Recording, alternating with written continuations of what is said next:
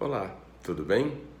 Eu sou o professor Palma e quero conversar um pouquinho com você sobre direito. Tem um tempinho para a gente conversar? Num videozinho anterior, eu falava sobre o processo legislativo ordinário. Quero agora explicar o processo legislativo sumário. O processo legislativo sumário, ele está previsto na Constituição Federal no artigo 64. O artigo 64, parágrafo 1º da Constituição Federal, estabelece que o presidente da República, nos processos legislativos de sua iniciativa, pode requerer aquilo que nós chamamos de urgência constitucional.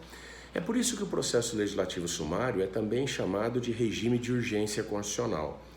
Não se pode confundir com a urgência regimental, porque também existe um procedimento de urgência estabelecido nos regimentos da Câmara, do Senado e do Congresso Nacional. Mas não é desse que nós estamos tratando.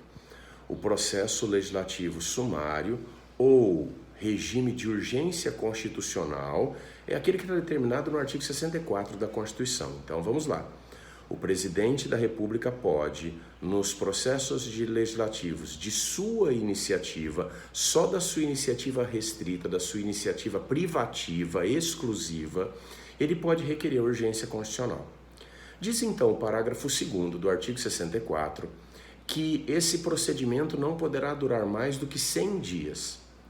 Como é processo legislativo, projeto de lei de iniciativa do presidente da República, ele começa na Câmara dos Deputados. A Câmara dos Deputados é a casa iniciadora.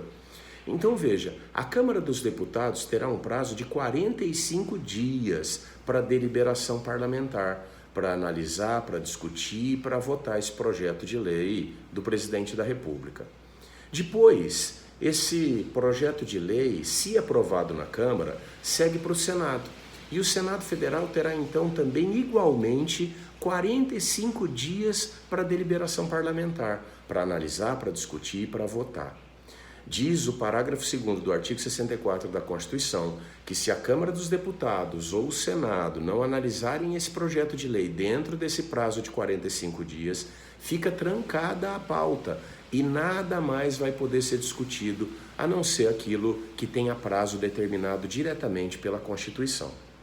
O parágrafo 3º do artigo 64 estabelece que se houver emendas no Senado, que é a casa revisora, se o Senado aprovar o projeto com a realização de emendas parlamentares, o projeto então retorna para a casa iniciadora e a casa iniciadora terá 10 dias para apreciar essas emendas.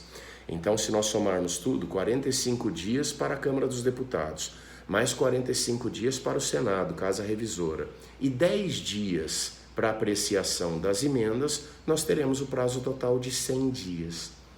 O parágrafo 4º do artigo 64 estabelece, contudo, que esse prazo não conta nos períodos de recesso parlamentar, que nós já vimos está determinado lá no artigo 57 da Constituição.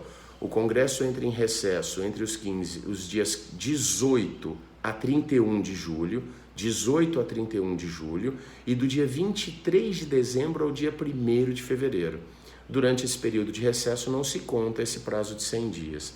E esse regime de urgência constitucional também não pode ser utilizado para discussão de projeto de código. Seria um absurdo, né? Querer discutir um projeto de código num período tão curto de 100 dias. Então a Constituição veda isso. Tranquilo? Esse é o processo legislativo sumário ou regime de urgência constitucional. Espero que você tenha gostado, que tenha entendido tudo direitinho. Se gostou, segue aí, diz pra mim, diz o que você está querendo aprender. Quem sabe eu consigo ajudar você, tá bom? Beijo no coração, até a próxima.